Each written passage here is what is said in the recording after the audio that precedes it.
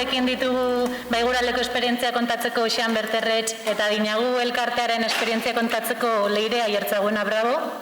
Eta ordu betean aipatuko dugu batez ere gazteak eta kulturgintzaren transmisioa eta belaunaldi artekotasuna.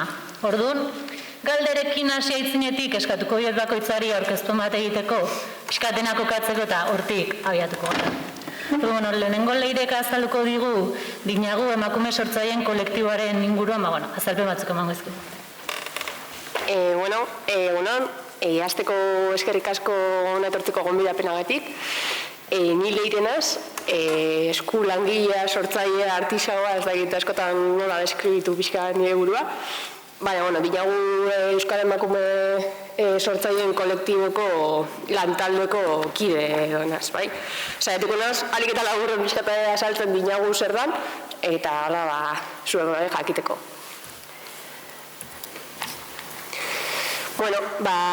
Dinagu Euskal Herriko emakume sortzaileen topaleku bat izan nahi daune komunitate modukoa, elkarte bat ja ofizialki.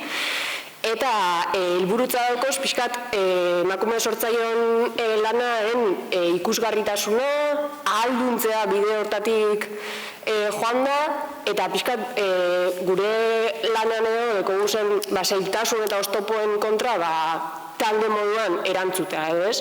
Lehen pixkat horiek esan dau, eskulangileak eta individualki egiten dugula askotan gure lana, baina uste dugu ez, individualtasun horretatik kolektiboan indarra handia topau aldala, eta bakoitzak bere ekarpenekin taldean funtzionatzea bide egokiena gara, edo ez? Orduan pixkat elkarrekin bide hori, bakoitzak bere proiektu propioakin jorratzeko asmotan sortu genuen Dinagu. Orduan, gure eguz baita, pixkat kontsumo joera batzuk eta eraldatu, ez gaur egun gizartean oso errotuta dauzenak edo eraldatu, eta kontsumoa arduratsua, jasangarria, eta bertakoa kontsumitzaren aldeko apustu baten bide batez. Gure balioak edo, alde batetik balioa elkarlana eta aizpatasuna, horretik esan duten moduan, pixkat elkartuta bidea askoz errazau eta askoz hobeto egiten dela oso sinetxita daukogulako gure baitan. Ahalduntzea baita, azkenean emakumea gizarte mailan daukoguzen zapalkuntza guzti horiek baita bizitzen duguzelako sortzaile moduan eta eguneroko emakume moduan, baina sortzaile moduan baita, orduan bide horretan elkarrekin ahalduntzea baita bilatzen dugu. Gero, ezagoten moduan baita bertakoa eta bertan egitea kontsumitzaren aldeko apustu bat egitea ikusten dugu oso garrantzitsua gara, eta orduan horren kontzientzia zabaldu nahi dugu baita gizartean, eta eskuz eta ametxez egina dauden proiektuak Dinagun baitan dauzenak edo. Eta noski hemen egon da, Euskara baita gure baloretariko badala azpimarratu nahi dugu. Azkenean uste dugulako Euskaraz jardun gaitezkela sorkuntza munduan, eta Euskarak bere lekua daukola Euskal Herriko artisautza mundu hortan, bai. Orduan, pixkan nondi gatoz, hemen ikusten duzu ezen lau emakume hauek elkartu ziren oindala 2018an, askotan sortzaileei individualki lan egiteko eskatzen dozkue, individualki zure postua jarri, individualki azoka hontan kota ordaindu, individualki, orduan, elkartu ziren emakume hauek, eta ikusi zaren, azkenean ezagaitik individualki, ez? Elkartuko gara lau emakume, kasu hontan, eta lauok batera lortuko dugu postua jartzea. Eta orduan pixkat ikusi gain, ez? Elkarrekin bidea errazagoa dela.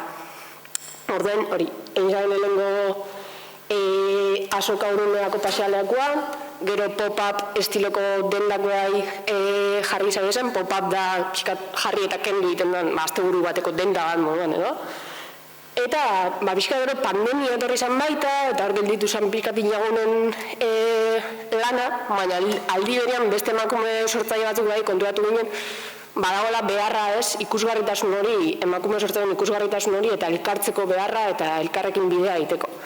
Orduan, elkartu ginen dinagu 2.0 gehitzen dugun hontan.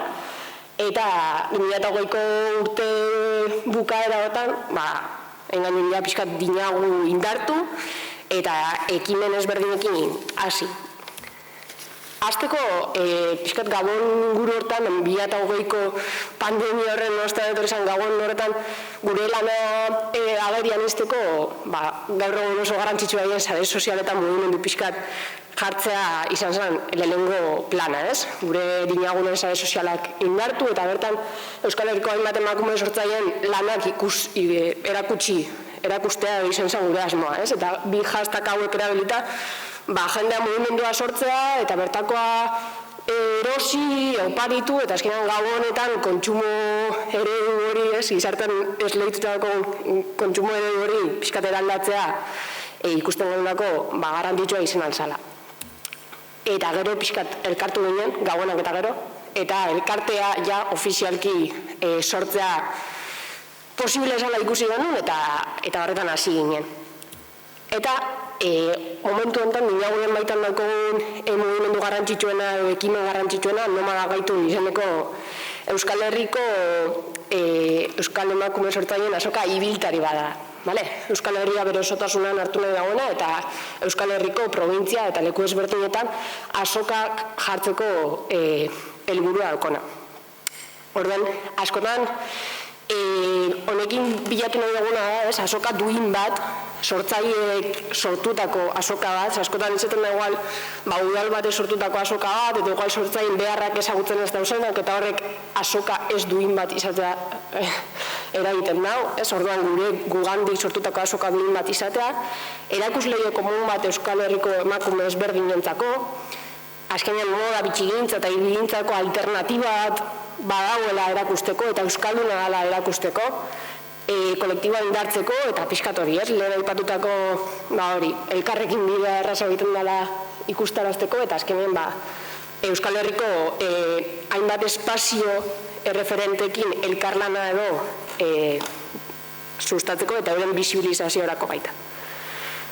Orduan hori, topatzen dugu pixka sortzaileak dinagunen balorekin bat egiten da, ez diela edozein sortzaile, gu badeko guz balore batzuk, eta topatzen dugu zen sortzaile baita gure balorekin bat egiten da, proiektu txikiak die, jasangarriak, euskaldunak, bertakoak, eta batez be baloratzen dugu profesionaltasunera bide hori egiten da izan da, nolabait hartzen da euren proiektua, benetan euren lanpostu bat izango zen moduan. Badakigu oso zaila dela, azkenean zailtasun pila guzlako gure proiektuak profesionalizatzeko eta jorratzeko, baina pixkat hori indartu nahi dugu eta agerian utzi, ez? Eta hori, erakustea Euskal Herriko kontsumitzaileei badauela alternatiba bat. Eta orduan sortzaile ezberdina topatzen dugu, alor ezberdinetan lan egiten dagoenak, eta bar.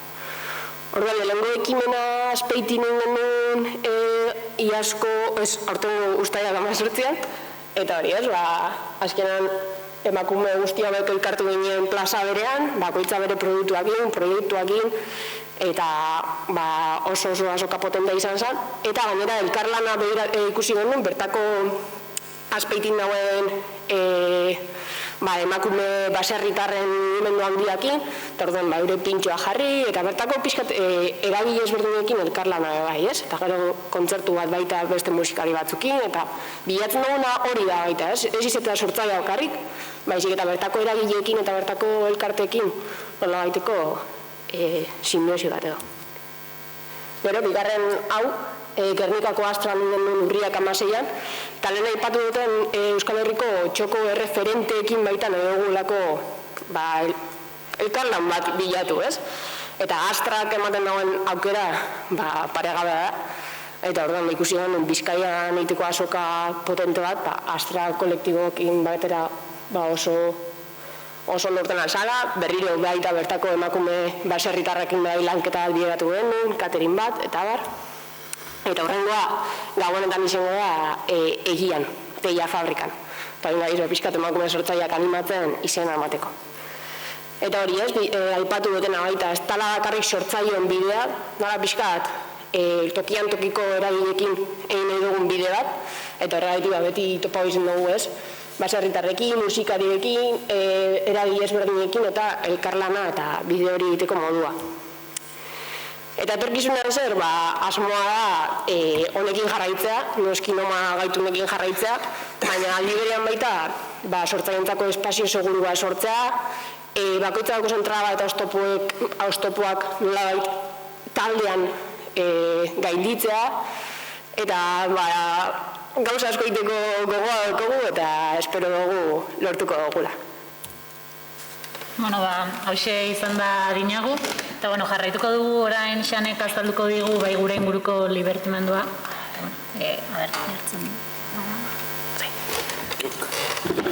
Egunon, ni Xan Merteretxe naiz, irisahin bizi naiz, beraz baigura baxen Nafarroa, behen Nafarroa eta Laport diren artean den mendi bat.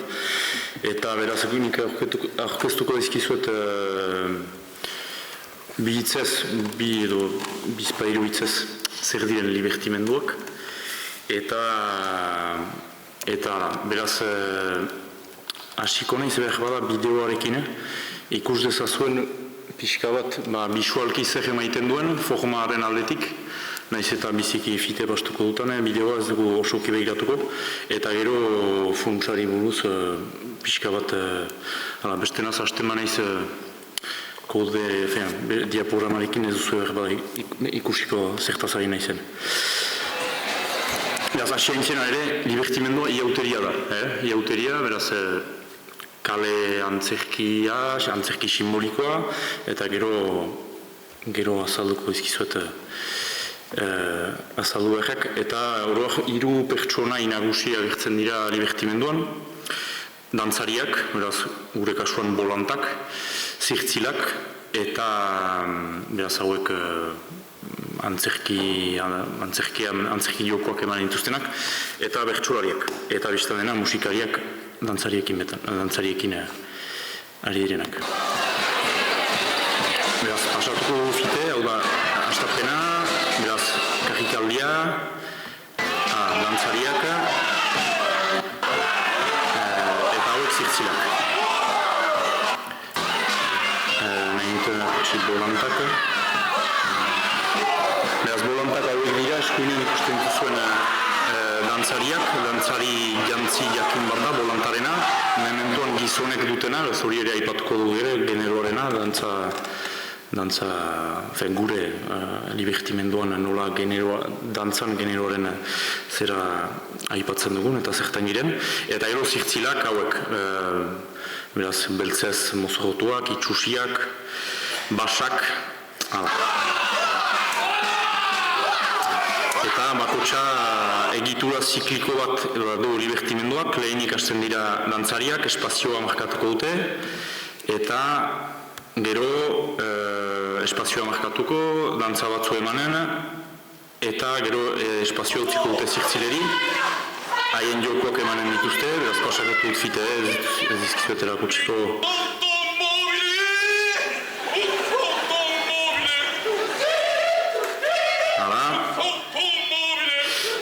Ziren jokoak, eta hori errefera emanen dio bertsolariak. Bizitzea da aski zail baina goxoa, elektrika da. Markatu ez dut demorarik denen erakusteko, eta pixkat ez da bizitki ordenatu hau baina ez dugu zen bakarrik ikus dezazuen zertaz ari zen, beraz.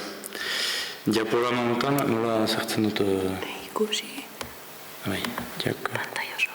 Hala. Abai. Abiara ziartu, espera. Markatu, hop. Hala. Beraz, aurkezpen hau prestatua ginuen, urriaren 22an baigurako dantzariekin egin ginuen bilkura baten dako. Beraz, gehitu dut lehen zera hori, baina egiazki lekorneko prestatu nuen. Beraz, pixka bat luzea da, eta fite pasako dut, lehenik espikatzeko zer den formaren aldetik, eta gero funtzioan zer diren libertimendoren, gure ustez libertimendoren funtzioak, eta zer izan daitezken. Beraz, formaren aldetik, hau importantea da, libertimendoa horiok, ez dakitzen dago. Hala. Libertimendua iauteria da, janutan ezala.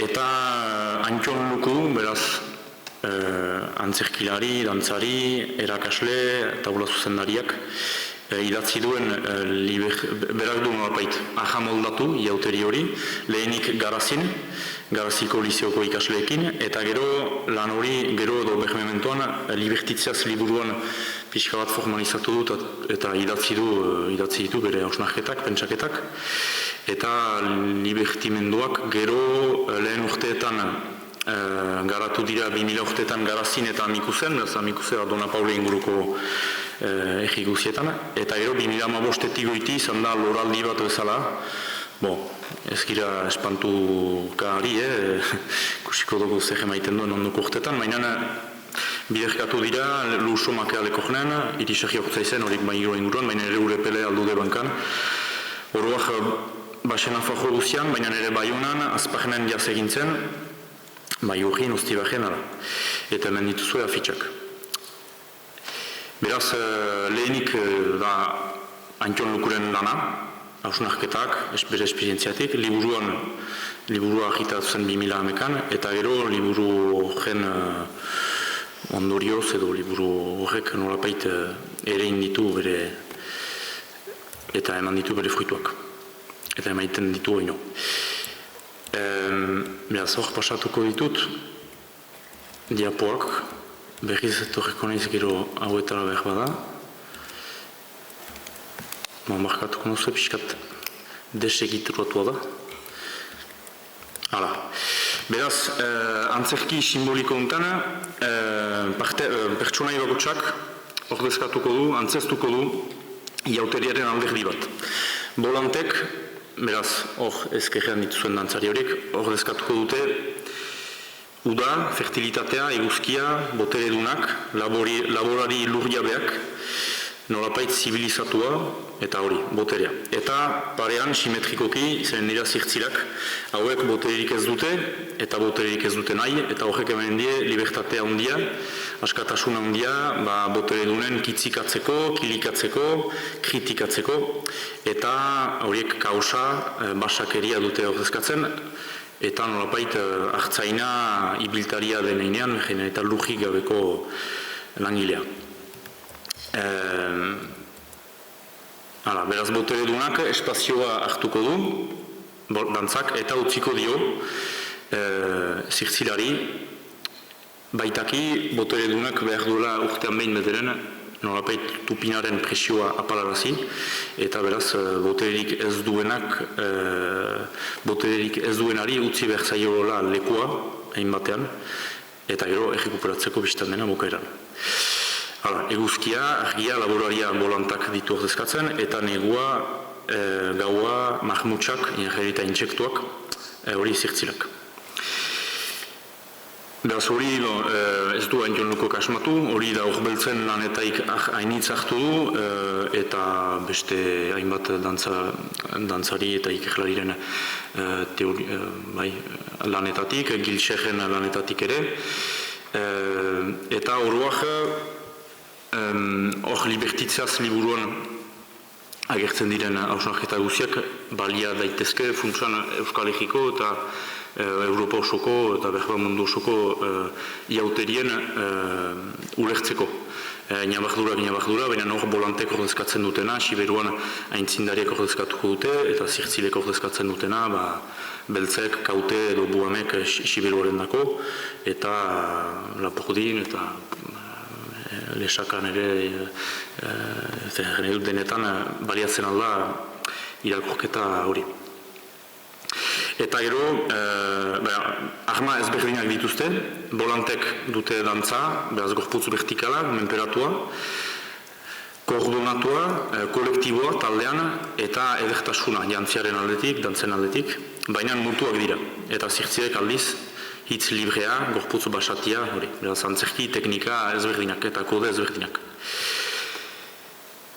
Bertsolariak, beraz hemen ez dira agertzen, bertsolariak bien arteko borroka epaituko dute, bien arteko zubia eginen dute, zirtzilak bertsolariari gaia emanez, eta ondotik nola egin dut, zirtzilak emanen dio bertsolariak gaia, eta gaiak, bertsolariak zirtzilarien balentria baliatuz gaia jokatuko du, eta ordezkatuko du bolantaren boza eta publikoaren boza. Zua zaila da, 3 egun ogialdeko liburua labur biltzea 5 minutaz. Importantena hori da, horiek dira kodeak, jauterik guztietan funtzioan atxemaiten direnak, beraz, pixka bat liburuaren funtzioetari bat, da kode horien salatzea, guk ikas dezazgun kode horiek, eta gero transmititzeko gizan, jakin dezaten dantzariek eta zirtzilek zer egiten duten, zer ordezkatzen duten, dantzatzen dutelarik, beraz hor. Horiek egin dituen gauza batzuekin ez dute repikatuko, baina funtzioen berreskuratzea, dantzariaren funtzioen berreskuratzea da funtzioan libertitziaz liburuaren eta libertimenduaren eta funtzioetain bat. Importantena guretako da uste dugula libertimendua eta jauteria oroak dela heziketa gune bat. Heziketa gune bat eta politizazio gune bat. Adin estrategiko bat da gomit libertimendurat. Adin estrategiko batean den jendeak, eta 16 urtetik, 30 urterat arte horretan diren gazteak dira gomit, eta badakigu adin arte horretan nolapait finkatzen direla ere norabideak, ideiak, iritziak, eta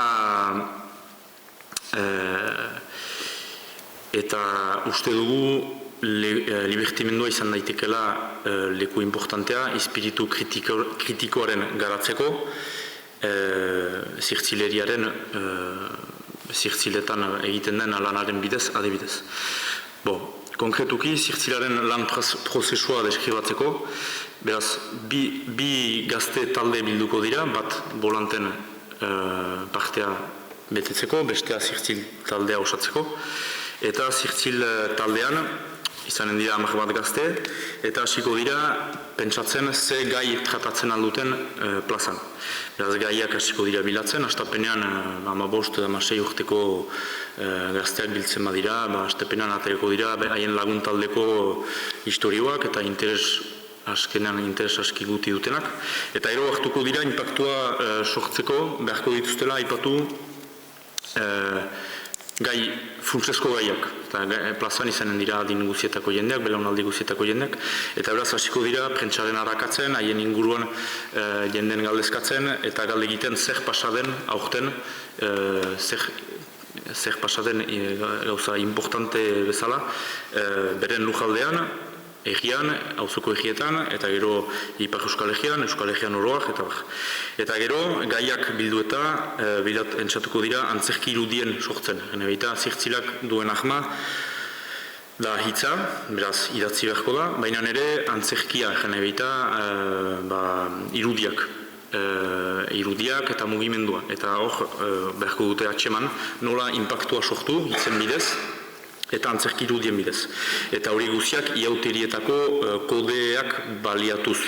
Zirtzilen kasuan, izanen dira pumpeak, mugimendu basatiak, itzulipurdiak, uzkailtzeak, dejekzioak, eta helburua biztan dena da, igia sortzea, autoderizioaren bidez, hori ere importantea da, gaiak hautatuko dituztelarik, beharko dute atxeman azkenean nor den botere duna, bera baita kilikatu behar, kitzikatu behar, eta beraz nor den gure jendartean botere duna, boterea nahi duena, eta hori ez da beti kanpokoa, ez da beti frantsesa edo espainola, gure artean ere badira, botere ambizioak dituztenak, eta zirtzilaren ejola izanen da, prezeski komunitate horretan ere ikustea nor kitzikatzen alden, ez du egan nahi trufatzea, ez du egan nahi sintxikatzea, da bakarrik hori, autoderizio puntu hori ekartzea.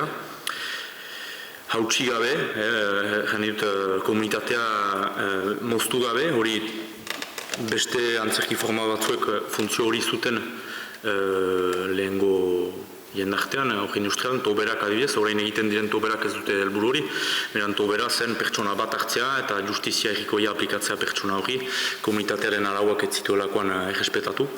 Hor, libertimendoren helburua ez da hori, libertimendoren helburua nire ustez, gure ustez, da bai kitzikatzea, kilikatzea, kritikatzea, baina gero bukaeran komunitatea arra formatzeko eta azkenean indartzeko. Baina autokritika duen jendarte bat funtzio. Sanoago delakoan gure ustez. Hortan geldituko niz, gero hori, diapoak ez dira beti... Listo da. Obere. Bueno, igual, zure azalpenean igual falta izan zaigona da ez, nondik hasi zineten zuek? Zena dut Antxon Lukuren etorri zen, Garazin, hasi ziren egiten libertimenduak, eta nondik ailegatzen zaizu ez zueri libertimendua, eta nolatan hasi zineten zuek libertimenduan edo? Beraz, gure baigura ingurua aipatzen baitugu, Bizkat berezia da, baigura aldea ez da eremu natural bat, neork ez du aipatzen baigura aldea, gu behizik. Badira Garazi, Amikuze, Ostibaje, ez dakit Baiona aldea. Beran baigurako egietako iauteriak, baziren alde batean iauteri lapordikoak, kaskajotak, beraz etxeko horiek, eta bestaldean etzen edo aski ahul iauteria, beraz egiten zen masken itzulia, santibate hori egin izan zen. Beraz, hor libertimendua txertatu da, nire ustez iauteriak aski baziren, baina intentsitate apalean egin dugu. Eta beraz, txertatu dira espazioa libro zen leku batean. Eta zenako, hor eremu ari gira, distantzia handi gira, Garazi hor da, ondoan da. Eta Garaziko liseotik, beraz Antxon Lukurekin lanean ari izan ziren gazteak baziren, egi horietan. Eta beraz aski ez naturalki, baina aski erreski txertatu da libertimendua hor. Epatu duzu ez, aski erreski. Nola uztartu daitezke zuen ustez euskal kulturgintzaren historia eta orainaren transmisioa da? Nola erakutsi dezakegu orain arte egin duguna, eta nola erakutsi hemendik aurrera egingo duguna datozen belaunaldi horiei?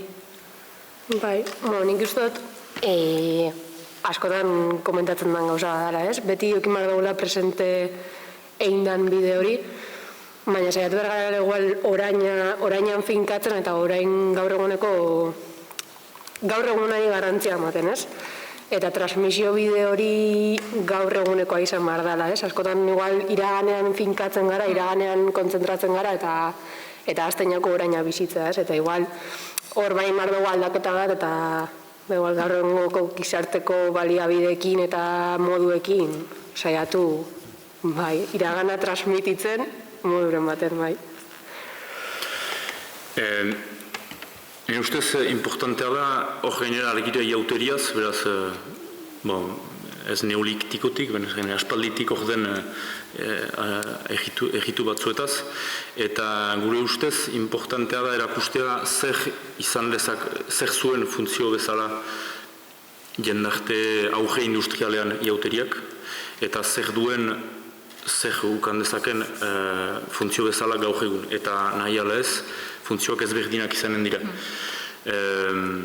Ostion horiek aipatzen zituen sokadantzak, sokadantza aipatzen dugu, beraz nire hasiko dantzaren historia egiten horiek nahi zinean. Baina hau diaporama hau volant potentzialeri aurkeztu ginuen, eta importantea iruditzen zizagun ala ere bihitzez erakustea zertzen dantzaren funtzioa aintzineko jendarteetan, beraz hor hartu genituen, hor beltzen hartuko dut, hori labur beltzen duen diapoa, hor beltzen lanak aipatu genituen. Eta,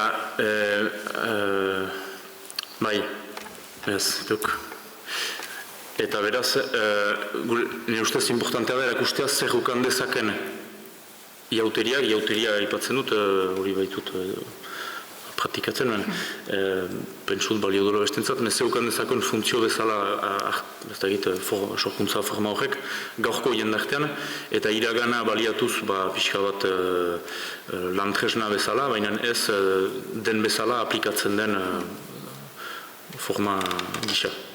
Eta zuen bien esperientzian kulturaz aparte igual euskara dago, ez? Zuk leire aipatu duzu zuenean erdigunean euskara dagola, adibidez, zuek eremu ezberdinetatik zatozte, zergatik da euskara zuen elkargune eta zergatik uste duzue euskarak balio bezala balio dizuela zuei?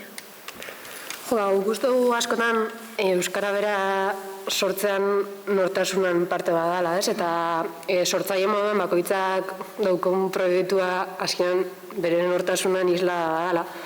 Orduan, euskara gure proiektuetan islatzen dela. Eta uste dugu baita badala modu bat euskarari balio bat eta plaza bat emateko, eta baiteko erreferente ezberdin bat bai erakusteko jendea, eta euskarak benetan badaukola funtzio bat eta sortu aldala euskaraz, eta gainera laguntzen dagoela sortzen euskarak, ez? Txikia, gu txikitik sortzen dugu eta euskara txikia da, eta txikitik eragiten dela handia bilakatzeko, orduan uste dugu garrantzitsua dela, eta gure nortasun proiektu horietan ezinbestekoa dela edo. Eta zuen kasuan adibidez, zuen inguruan dagoen euskararen egoerak badu eraginik zuek libertimendua egiterak orduan? Libertimendua egiten den lekuetan preseski euskararen egoerak kezkatzen bai gaitu. Euskararen egoera da baina biziki frantzestua da Ipar Euskal Herria eta barnek aldeare bai, eta beraz euskaldun gisa behar ditugu leku batzu, ahnasguneak deitzen diren horiek, baina ez direnak bakarrik euskara praktikatzeko, baina dira ere euskara lantzeko, hobetzeko, euskaraz politizatzeko, jendun bezala, eta euskaldun irauteko beharrezko ditugu espazio horiek, eta euskararen egoerak du eragina libertimenduan, libertimendurik pentsatzen dut etzela izanen, eta euskararen dako ez balitz, eta euskal gintzan txertatzen ez balitz. Askotan ez izaten dugu sentsazioa batez ere igual gazteak eta euskararen inguruan sorkuntzan ari garenan bakardade moduko bat, ez? Zu bakarrik ari zarela eta inguruan ez dagoela inor zu bezala egiten duenik naiz eta errealitatean bagen. Zuek adibidez, leire, bakardade horreri kontra egiteko elkartu zineten, balio izan dizue zuen kolektiboak? Ez, azkenan sortzaile moduan dugun proiektua bakarkakoa da beti, ez? Eta nahi patu duten moduan. Azkenan zure proiektu propioa da, zuk sortzen duzuna, eta askotan sentitzen zara bakarrik, ez? Eta erabiltzen dugu zen tresna gainera gaur egun sare sozialak, eta bai dira pixkat danok batera gauzare hortan, baina liberan zu bakarrik zau zure proiektuan gatzean, ez? Eta hor bakarkako bide hori zaila bihurtu alda askotan, frustrazioak eragin aldotzuz, oztopo batzuk topa aldozuz igual ez dakizula nola erantzun, eta nik uste kolektiboa sortzeak eta alboan eukitza ez zure proiektua ingoan bat, baina antzeko izan aldan bat, azkenan kriston indarra dela, ez? Eta dala laguntzeko modu bat, eta bide hori ekiteko modu bat, ez? Eta haundi bihurtzeko bat, azkenean esan duzu ez, nire helmuga hori da, eta helmugara bidea bakarrik edo taldean oso ezberdina da, orduan bai kolektiboak mondozku guri kriston indarra. Zuen kasuan ez, ala behar ez da libertimendua kolektibo? Bai, hori da, ez da, bai. Eta daukazue harremanik bertze herrietako libertimenduekin, hau da, osatzen duzu esare bat, edo baduzu elkar laguntza bat hain bakarrik ez egoteko? Bai, bada, eta gainera ez bakarrik Ipar Euskal Herrian, bada horako, aipatu dut ostion, leku hainitzetako iauterien dako balio zuela, haintxonukuren lanak, eta uste dut, beraz nik pertsonalki ez ditut zautzen, uste dut Iruinkokoan ere eragina izan duela, eta pixka bat kode horietaik baliatu zituztela lan hori. Eta bai, bada konexio bat, gure artean zirtzil konexioan gedeitzen dugu, horako sare tipi bat, entzatzen gira, adibidez, ez berregunetan libertimenduan egiten, batak talde bakotsak ikus dezan bestearen lana, eta sare tipi bat osatzen da, talde tipitik haratago ere balio duenaz. Eta ipatu zuen konexioa zuen belaunaldikoekin edo zuen kolektibokoekin, lehenagoko sortzaileekin ere sentitzen duzue elkarrekin egon behar hori euren etikedateko hori edo? Bai, azkenean artisautza mundutik eta belaunaldi ekarri dozkuen praktikan jartzen dugula esan alda, hitz gutitan, azkenan praktikan ez dugu ezer asmatu, belaunaldi ekarri dozku esan hainbat gauza eraldatzen dugu gaur eguneko erara, baina bai, daukagu aurreko belaunaldiekin kontaktua, baina hori lehen esan duten moduan, igual iragana presenteekin, baina gaur eguneko mundura, gaur eguneko baliabideetara, gaur eguneko saretara ekarri behar dugu, eta orduan, askotan igual finkatzen gara asoka estiloan, tradizionala, musika jarriko romeriako musika, eta askotan igual belaunaldi ekarri dozkuena eraldatu behar dugu gaur eguneko gizartera iritsi alizateko, orduan badugu belaunaldietako transmisioa eta eraldaketa bat orainera. Eta talkarik nagaritzen duzu aurrekoekin hausteko? Egon ala talka bat, azkenen badagoelako nio igual sortzaile, horreko belaunaldietako sortzaileen bat, igual ez dagoela nahi aldaketa horren parte izan, edo zailtasuna eguzela moldatzeko, sare soziala gaur egun sortzaientzako kasi derrigorrezko iturri bai, eta asko ez da nahi sare sozialek euki, orduan, bai dagoelako talka bat edo igual hortan, eta, baina zehatzen gara, danon artean edo eraldatzen talka hori, Zuen kasuan xan, justu aurreko hartu eta gaur egonera egokituta egiten duzu, Bai hori da, eta beraz belaunaldien arteko zera hori plazan eman dezaun hori ordezkatuko dute bolantek, horako belaunaldien artean transmititzen dantza errepertori hori, beraz hortan badu importantzia funtsezkoa, eta gero libertimendua errendutan bezala ezagi da libertimendurik etzen lekuetan. Beraz ez dugu horako presiorik aintzinekoena edo horrekoena partetik, eta ajera biziki ona izan dugu alde horretatik bai. Eta belaunaldi artekotasuna aipatu dugu, eta beste barrakala bat da igual, generoarena, zuek bereziki emakumeak zaudete elkartuta, eta libertimenduan ere bustutua dagoela generoarekin. Ipatzeko zera etorren ezagit nahi duna, hasi? Bai, gure kasuan igual genero barrakala hori ez da sortzaileen baitan, baina bai da igual sortzaileen mundua askotan prekarizatua dela, artisago mundua prekarizatua da, gizartea ez dau momentuen tan prest artisautzari behar dakon balioa emateko eta karo, artisautzako sortzaileen euneko handi bat emakumea gara, eta ez da kasualitatea berri emakumeak prekarizatutako lan batean edo egotea. Orduan, bai ez dugu hori, igual sortzaile barruan, haula jane garakala, baizik eta gure lan mundu hortan bai dagoela prekarizazio bat edo, Orduan, azkenean gero baita, gizarteak emakumei ez lehitu dozkuzen, bai, kompetibitatea, lehia, albokan inbidiak, eta horako horrekin hautsi nahi dugun moduren baten, eta horregaiti da baita genero aldetik elkartzea eta alduntza, Ni ez naiz alboko baino gehiago, alboko estani baino gehiago, eta orduan horrek gizarteak berak nahi dozkuzen jarri horrekin hautsi eta horregaiti bai eta genero aldeko ikuspegi hori. Eta nolako izan da esperientzia hori, esan nahi dut, azkenean guri barruan erakutsi digutez, kompetitibo izan margarela ondoko laguna baino horkari dela, nolako izan da alduntze edo desikaste prozesu hori? Nik uste dut errespetua dela, lehenengo jarri barban gauza da errespetua, eta gero sormena baloratzea, eta ikusten duzune albokoak sortzen dagoena errespetuz begiratzea, eta adiez kopiak ez eitea, olako kontzeptu batzuk bai dauz, eta elkarlana sustatza da, badauz proiektu batzuk igual individuala gena, baina gero elkarlanan baita igual, bideo bat ikan lagena, edo nik zure antzeko produktua sortzen bada, egin dugu lako nik behitu hola josten dut, eta ikustea albokoa ez dela etxaila, izik eta laguna, edo, eta argi dau gero bakoitzak bere potxikoa bete behar dauela, eta guzti hori, baina azkenean albokoa aberazten, zu baita aberazten zarela argita garbi erakustean nik uste dagoela gakoa edo. Eta zuen kasuan, nola egiten diozue aurre genero arrakaldari?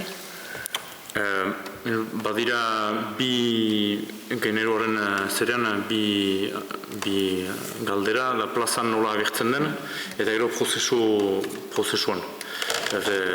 Lau hilabete horietan nola gauzatzen den. Plazan hor duguna hausnarketa da dantzariari buruz. Bolanta ipatzen nuen ostion, Bolanta beraz da dantzari pertsonaia, Nafarroa behelekoa. Eta gizona da, jane dut, jantzi hori pentsatua da edo gizonentzat. Eta ustiona ipatu dut gure iduriko jauteria eta libertimendua politizazio lekua zela eta eziketa lekua zela, eta 19 garren edo 20 garren mende hastapenean nolapait bazen injustizia zen, baina bazen logika bat politizatzen zela, gero politikarat joanen zen gaztea, eta beraz mutikoa eta gizona. Gaur egun injustizia da, eta gainera ez du logikarik, bizi publikoan emazteak normal, badira gizonek zein bat. Eta beraz, gure ustez, gaur egun, dantza politizazio lekoa denez, eta ez du zentzurik olako hierarkia bat agertzea plazan. Eta beraz, gure hausnarketa da nola egin dugu ondoko urteetan bolanta emaztetzeko, edo emazteak bolantatzeko, edo nola eginen dugu, beraz hori plazan. Eta beraz, ari gira lanean. Eta bigarrena da prozesu lau hilabete horietan nola gauzatzen den, eta egia ejan behar dugu, ere eramaileetan eta eramaile edo laguntzaileetan, beraz, ez da ni ez naizari, ni laguntzen ditut gazteak nahi badute, aurten ez duten beharrik zuzten ditut, baina nahi badute, eta laguntzaile horietan hainitz girela, denak ez, hainitz girela gizonak. Eta hori, ala baldintzatuak gira, gizonak ausartago, publik, eta emazteak langile isilak, eta klarki hola gauzatzen da prozesuan, eta hori ere ikusi beharko dugun ondoko urtetan nola guk beharko dugun lekua utzi ere, eta ezabatu, eta ere batzu behar bada pusatu gure lekuaren hartzerat, eta benen... Eta hor, resistentziarik aurkitzen duzu, hori erran duzu ez lantzen ari zaretela oraindik. Somatu duzu hasiera hortan resistentziarik? Ez du resistentziarik, baina abiatu doidoiak abiatiak gira, beraz ikusiko dugu. Ez dut pentsatzen, adibidez jantziaren aldetik, oiegen tesia ere baliatu edo aipatu dugu gure artean, eta gero beste talde batzuetan, adibidez Iruñako duguna dantze taldean ezaiguakrik, baina haien jantzia ikusi ginuen, eta gure iduriko hori izan daiteke inspirazio iturri bat bolant berri horren kausitzeko. Eta berazik gero ikusiko dugu, hori proposatuko dugularik, eta zer ajera izanen den, bai mutikoen partetik, bai nesken partetik, ikusleen partetik, ikusiko dugu. Eta Txanek aipatzen du demora guztian politizazio gune bat dela libertimendua, zuentzat dinagu ere politizazio gune bat da?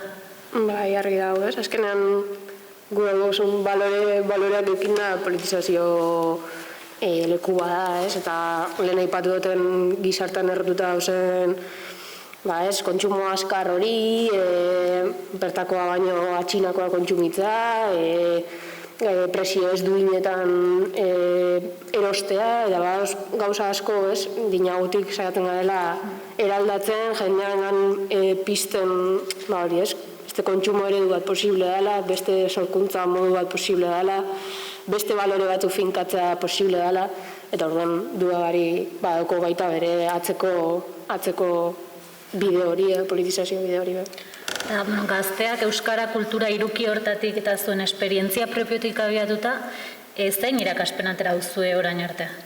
Egia esan, gure bidea nino oso laburra da, eta berria gara, eta esan aldoguna da, dinagun bideak funtzionatzen dagoela, ez? Eta azkenean gazten gana iristen garela, dinagutarrak gazteak garelako, eta nolabait gaur eguneko medio horrekin gehien bat gazten gana iristen garelako. Uste dugu baita badaukogula kulturgintzako transmisio bat, azkenean sormen prozesu guztiak kulturalak dielako azken baten funtsan, eta euskarak badaukula lekua erakusten gabiz, ez? Euskaraz jendea gana iristen garela, jendeak badaukula gainera nahiz eta euskaraz ez jakin gugan hurbiltzeko gogo bat, eta orduan euskara da hurbiltzen gela, eta uste dugu gabizela hiruetan zerbait lortzen edo bide bat garatzen.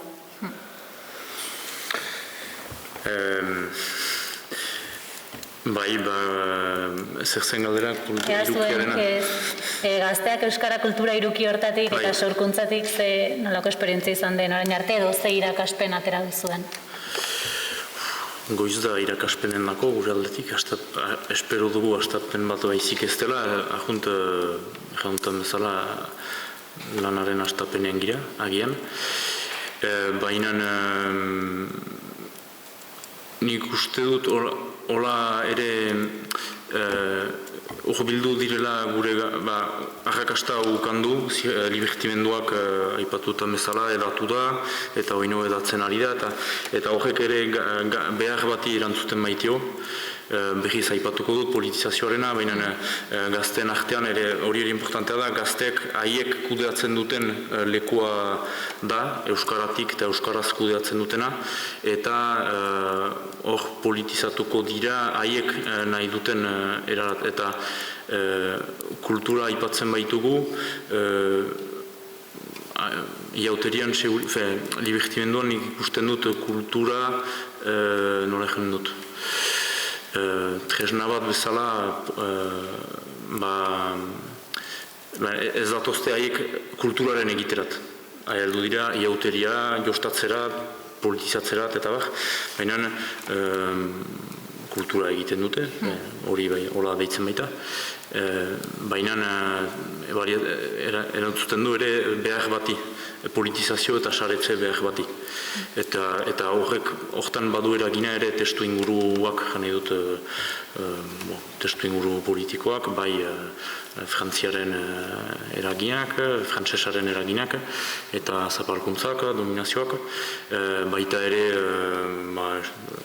estrategia bertzalearenak ere, bazen politizazio bat testu ingurua halako baitzen, eta hori desagertzearekin, hori nire interpretazioa da, baina nire ustez behar hori erantzuten dio, eta hortako dira ere kulturarat urbiltzen, guk kultura deitzen dugunari urbiltzen. Eta badago gai bat importante dena, baina ez duguna aipatu, ekonomia edo ze baliabide ekonomiko ditugun gazteok sortzerako orduan. Ez dakit, ze gazteek euskara sortu dezaten, ez dakit zuek ze egoera ekonomiko aurkitu duzuen, laguntzarik aurkitu duzuen, kosta zaizuen? Sortzaile propio moduan, egia bide ekonomikoa oso zaila daukagula, ez? Laguntzak ez dira asko, eta hausna baita askotan igual baldintza pila baten pean izaten die. Dinagutik egia esan, nino ez gara hasi igual ekonomikokiz laguntzaukin aldo guzen ikusten. Uste dugulako laguntza ekonomikoa baino askotan behar dana dela kogestio bat edo, ez? Elkarlan bat. Topatzean nolabait zure bidea egiten lagunduko dutzen pertsona bat, eta askotan ez ekonomikoki, baizik eta hori ez, eskuba luzatzen, espazio bat uzten, eragiten nolabait zure proiektuan, ez dakit, sormen proiektu bat igual elkarlanean uztartzen, edo hori da igual gehiago bilatzen duguna, ez? Ekonomikoki azkenen argi dau laguntza zuzen bat jasotzea oso zaila dela, orduan esan dugu, ez? Dirua behar da gauza guztiak egiteko tamalez gizarte honetan, baina gehiago dela laguntza hori sozial bat, eta hori da nahi duguna dinagutik bat ez be, gure bide hortan funtzionatu alizeteko, ez?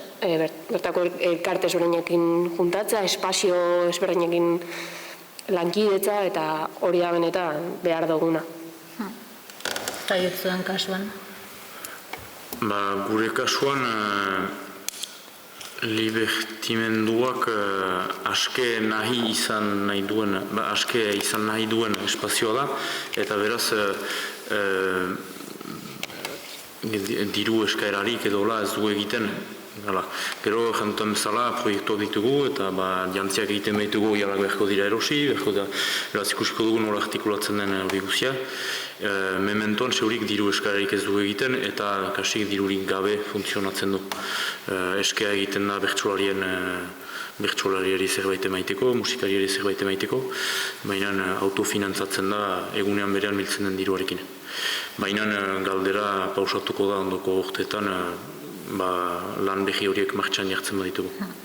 Eta, eurei galderak egiteko tarte hautzean zinegitik, nola ikusten duzu zuek etorkizuna? Bermatuta dago zuen kultur jardunean transmisioa, bermatuta dago etorkizuna izango dira herriak? Nik uste etorkizuna ikusten dela, ez? Batez be gazteak mugitzen daizlako artisautza eta sorkuntza mundu hortan. Eta dinagun baita txikitasunetik hasi gara, baina ikusten da nola sortzaile badauken hori, ez? Elkartzeko gogoa eta dinagun baitan sartzeko gogoa, dinagukin batera funtzionatzeko gogoa. Eta nik uste dut etorkizuna badauela. Zaila izan gan etorkizun bat, azkenan gizarteak berak zailtasun asko ipiniko dozkuzelako hortarako, gizarteak ez dozulako nahi dinagu dako guzen baloreak eukitza.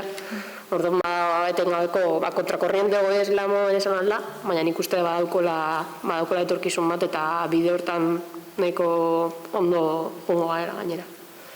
Eta zuek ez dakit nola, ipatu zu dituzuela erronka pila berri bat, etorko zezkizuela gauza berriak, nola ikusten duzu etorkizuna? Ez dakit, ez dut ikusten, baina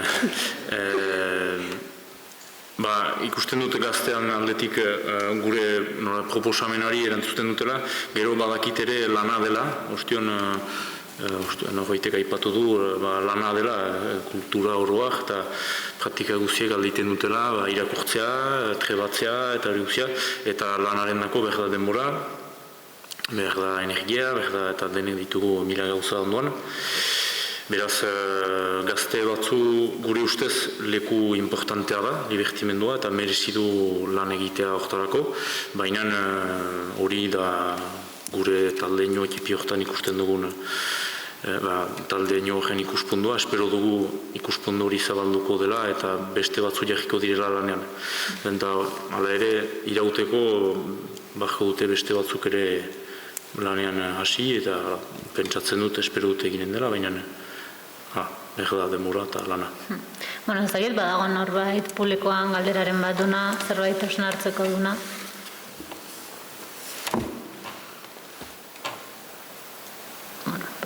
Ez balema dago, narketarik bukatutza bat emanen dugu, eta urrango ingulokin utzi bat etuztegu.